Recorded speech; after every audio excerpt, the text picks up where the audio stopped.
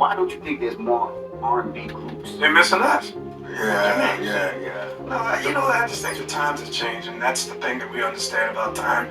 And the world is constantly going, and we've seen nothing stays the same. And part of the thing is that we have to learn and have the attitude and take that mindset that, you have to learn how to work, continue to do what we do in that because we are, but also understand where the world is and figure out how we can fit in it because the world ain't stopping for us. I think we live in a YouTube society and everybody's selfish. Nobody wants to share with their friends, their brothers, and their cousins. Nobody wants to make a group. Everybody wants their own shit. Mm-hmm. Absolutely. Like their own money.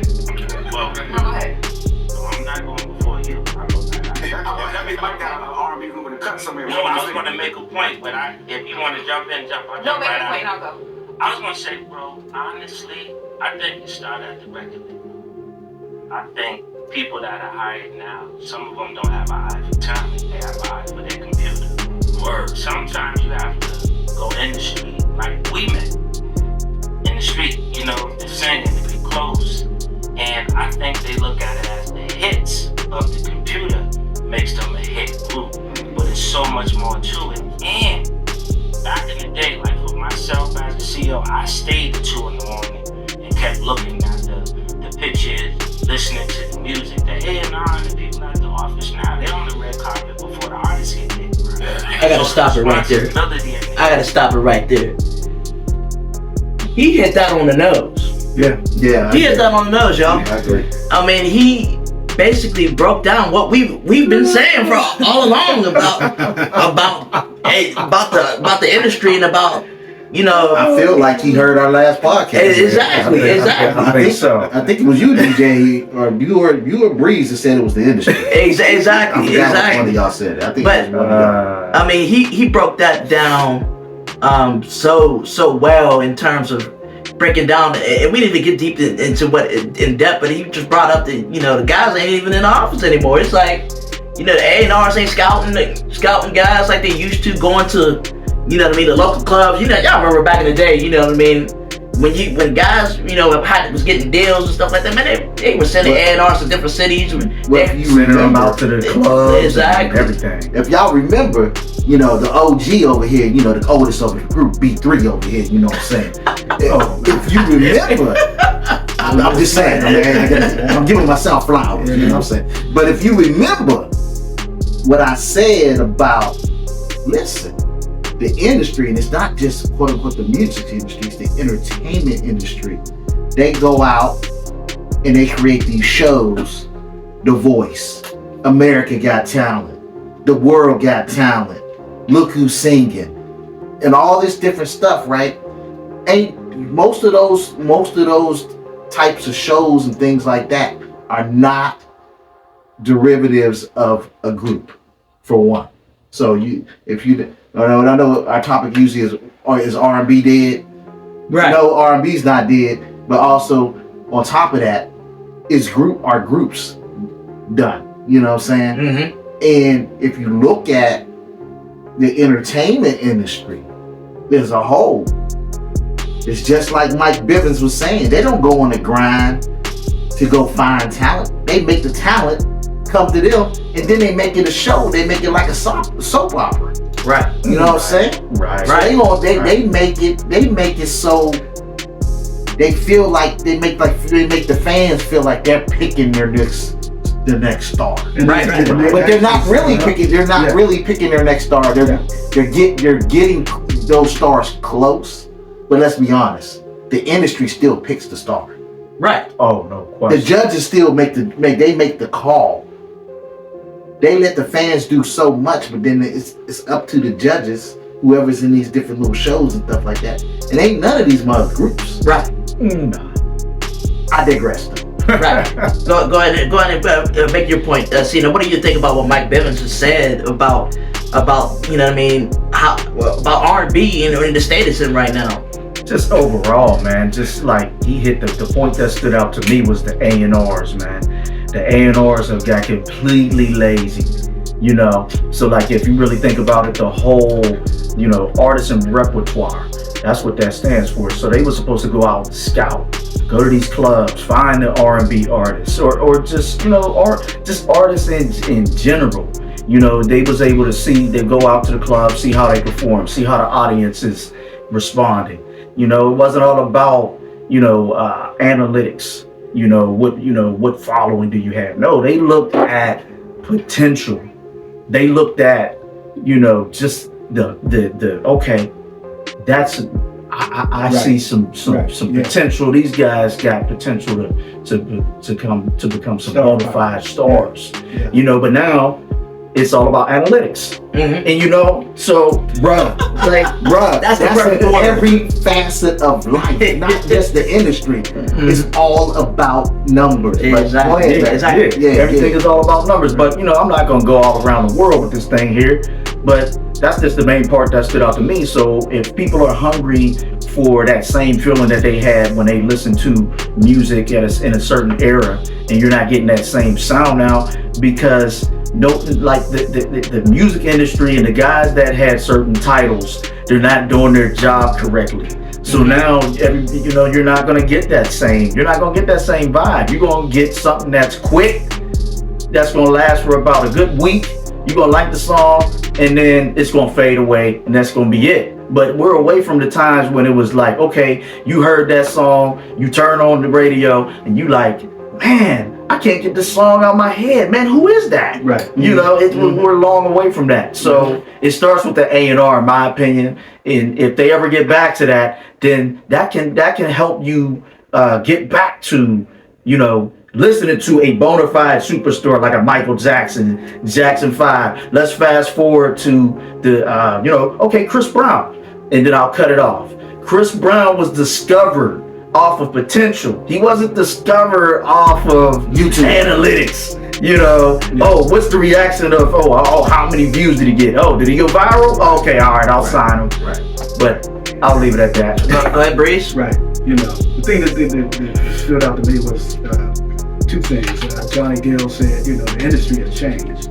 And the industry has changed. Right. And then, like Bev was saying, about the A&Rs, they don't go out and do what they used to do. And that's true. But the whole thing is that, for me, what they missed is, the industry has, watered down the product. The product is kind of watered down because, they don't have star power. Preach. So just like Preach. You preaching now. You preaching now. Man, it's like, amen. Amen.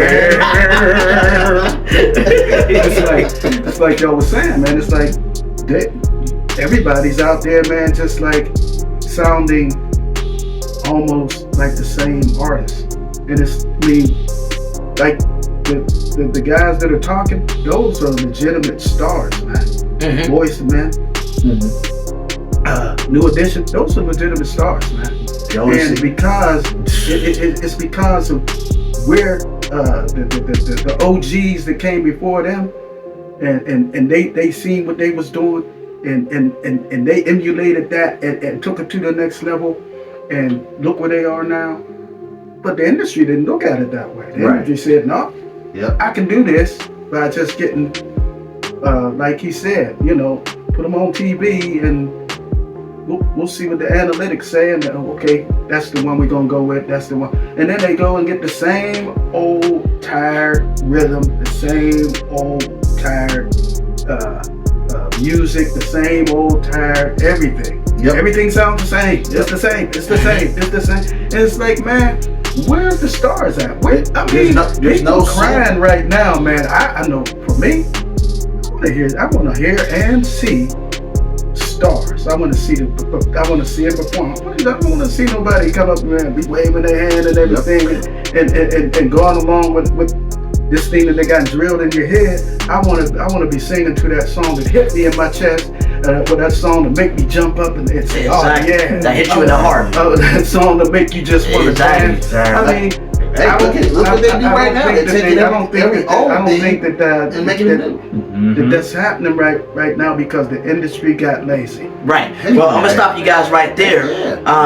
If you guys are liking this content, make sure you hit that like and subscribe button. To make sure you check out our previous episode, is R&B Dead, where we touch upon this, the same subject. We're gonna keep this this topic, going, because it's definitely interesting in light of, the all these tours that are going on right now with the, with Brandy and Monica. You got New Edition, Boyz II Men, and Tony Braxton. All these people are coming back. The R&B genre seems like it's on the rise. Yeah. So we're gonna continue on this reaction video, guys, and continue to listen to what these guys are talking about. Yeah, the detail is missing, and if someone would just slow down and say, "Yo, how many times we gotta look at the Grammys and not one R&B group is on the show?" Right? And the first time we see an R&B group in the last 5 years, well, we saw what Bruno and them did, but that was a different thing. I'm talking about someone from the hood, like New Edition, Boyz II Men, Jagged Edge. Is when Wanya's son was on there and Jesse gave them the shot.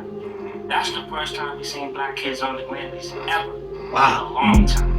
And that's where it starts. It starts younger, it starts at the office, or it's gonna have to come from us.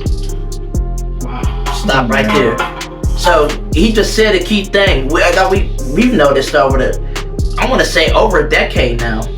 When it comes to the Grammys, the R&B genre is not really a dominant genre in terms of performances, in terms of nominations. You know what I mean? Your biggest artists now are the Lady Gagas of the world, the Kendrick Lamars of the world, the Taylor Swifts of the world. People like Beyonce, who was R&B, had to cross over. She crossed over into another genre, just to stay relevant. Yeah. And these are things that we have talked about over time. And I want to know what you guys think about that when he speaks on the Grammys, and how they have treated the R&B genre. Go ahead, Breeze, continue. Hey man, he's right about it, because actually, it's almost like R&B is a lost art, when it comes to the Grammys. You don't see when they start calling, out the best group, the best artist, the best this, the best that. R&B, man. Right. It's like, man, you be looking around, but like, guess what? There's no R&B, and when there's no R&B, there's no soul, there's no flavor. There's no, because look, let's face it. Everybody's trying to get a new sound, but they can't, because all the sound and the energy and the flavor all come from R&B. Right. And they won't put it on the Grammys. They won't put it on the American Music Award. They won't bring that back out, but they'll bring out all this other stuff, and it's like it's watered down. For me, it's like it's watered down generic stuff that just, you hear it, sounds good, then all of a sudden it's gone. It's like, right, okay, But when that R&B was there, it's like, man, you felt that stuff. You be up, man. You be like, yeah. You be, That's called soul. That's called soul. That stuff You feel it in your soul. You need to go back and get that. You got to go back and get what was working and what was making people feel the real rhythm, feeling that real energy, feeling that real power, and making you feel it, man. That's what's missing out of the Grammy. Like Mike was saying, hey, they ain't seen nothing in 5 years. I ain't seen nothing about 10. So I agree with him, man. Go ahead, Cino, what do you think about that? Man, once again, I can't get away from, it starts from the top. That's with anything. And the guys up top, they have, narrowed it down to a system that they want you to believe how the industry should be. And, but you ain't getting that same feeling like Breezy was talking about. When you go to the Grammys, it's the same stuff. It's basically, if in my opinion, it's about 2, maybe 3 genres. You talking about pop, hip hop, and then maybe a little bit of I'll say a lot of country. A little bit. I was going to say, everybody slow down there real quick, right? But I'll just leave it at that. So I mean, you're not. Jim said, come on, man. So it's not genuine. Loving that stuff. That's the only thing I'll say. It's not genuine. And I like that song. So that's a word that stands out to me. Genuine. You gotta have the guys up top that are genuine and that you're open for the creativity of everything. And so no matter how much they try to close it down and narrow it down to what they want us to believe it should be, everything started from R&B. You can't get around that. Even hip hop, all this stuff. You hear the Kendrick Lamar. Let's go there and then we'll leave it right there, right? Everybody loves Snoop, Kendrick, Drake. When you listen to him, that's R&B. Doche. So we go on. They're all they all got inspired by R&B. If you listen to your favorite artist that's out right now, The Weeknd. Okay, they put him in a pop genre, but when you listen to him, that sounds like Michael Jackson. I was about to say he came up because he was a Michael Jackson, and Michael was gone. Exactly.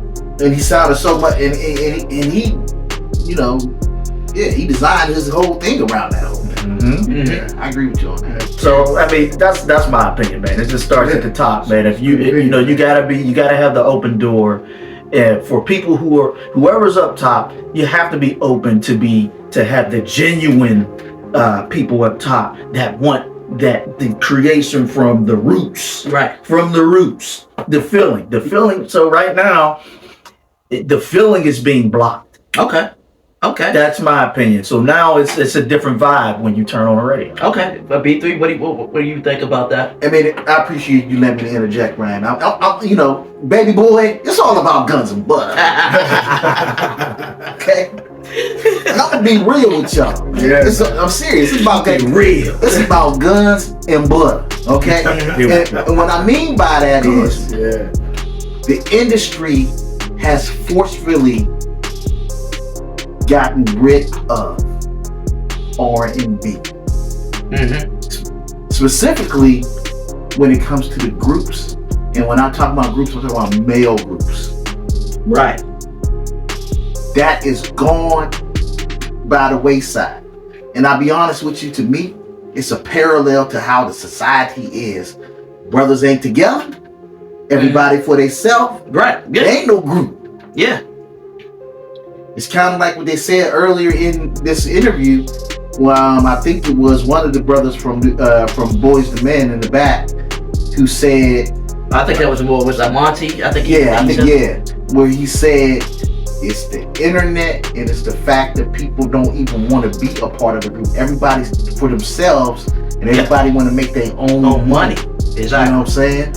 And groups are hard. Groups are not easy.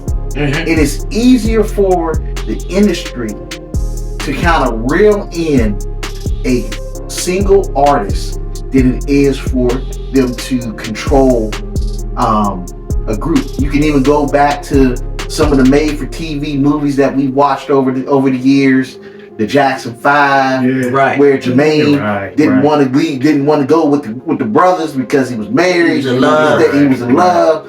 And then you can even go back to the Temptations. You're looking at David Ruffin. He was cutting up, and they had to separate.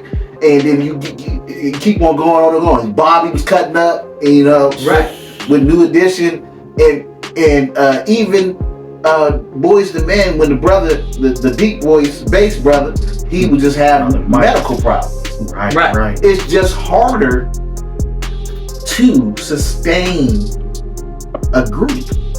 Right. And if you want to, like they said, a group is hard. Group? Ain't no damn group. Exactly. Go ahead. Exactly. Guns and butter. Okay. But a group is hard. Right. Even if you're a family, you got all these different personalities. Like, even though Jodeci, they was bad. Devontae was the dude that was the one that was producing all them hits.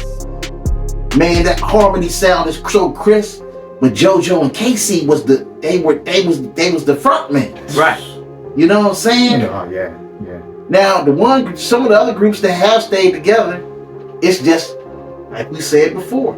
The industry is basically and like I said, I hate to make this a political thing, but like I said, this is a parallel to what's going on in society. They are trying to systematically erase the black man, in my opinion, and they are erasing us being together as a group.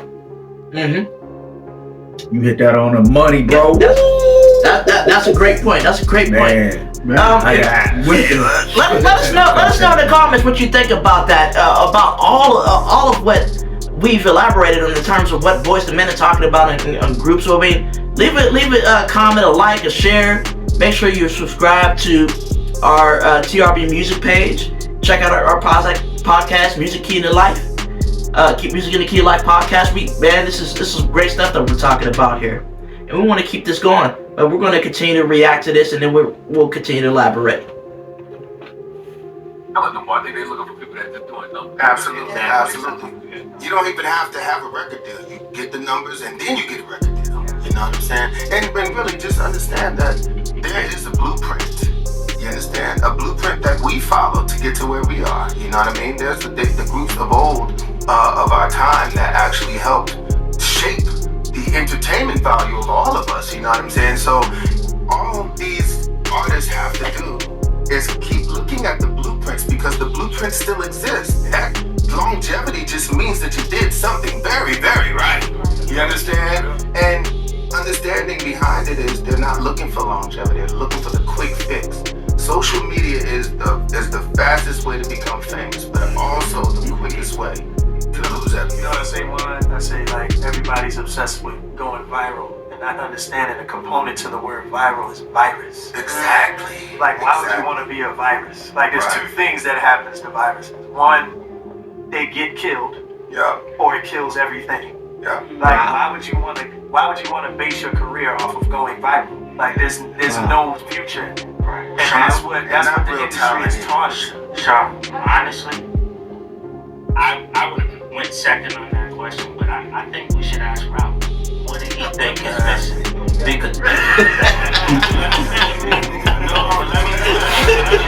me finish. I'm gonna tell you why. The responsibility of being up front is either something that's in you, you're born with. And I feel like that question you gotta ask yourself when he sits and watches a loop of YouTube. He's looking to see who reminds him of himself. You got that Ralph Tresvant. So Rizzo, take the mic and tell us what you think. It is. What's missing in R&B? What's missing about the groups in R&B? Like, what's missing? I don't know. There's a lot missing. The game is all changed. It's not even the same place that we were in when we started. So everything has changed in R&B. Can you hear me? I'm sorry. It seems like everything has changed, man. Nothing's how it used to be. You know, we're out here trying to think about something in particular that can bring it back like it used to be. And I don't know. I don't have no answers with all that. I just feel like it's evolved.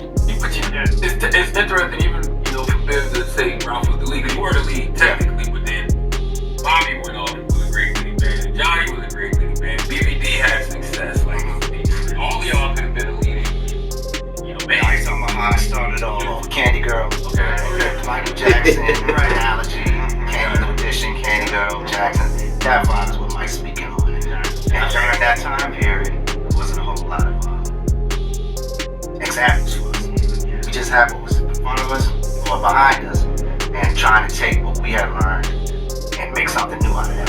Exactly. Which was not adding what was going on in the current times. You know what it is, Streets Riz? popping. Hold on one second. Yeah, go ahead. And I just think that back when we first started, what It's so much to collect there. Oh yeah. Oh, yeah. You wanna watch all of it, but man, it's so much that they're talking about. Yeah. But the thing that stood out to me was when they brought up social media, and they brought up the key word for me was when they brought up virus. And they start talking about everybody wants to go viral, but the quickest way to die is a virus. It spreads real fast. Yeah. But before you know, it's done. And that's how a lot of people's careers have faltered. They've had that one, great hit, One hit wonder. whatnot, and they but it doesn't last forever. Longevity. And these guys, man, New Edition, Boyz II Men, you know, Tony Braxton, they got longevity. So when people see stuff like this, these guys coming back together, it's a breath of fresh air for people to see this. These guys coming back together on this tour. And this is what people are missing, you know what I mean? Because these guys brought not baby making music.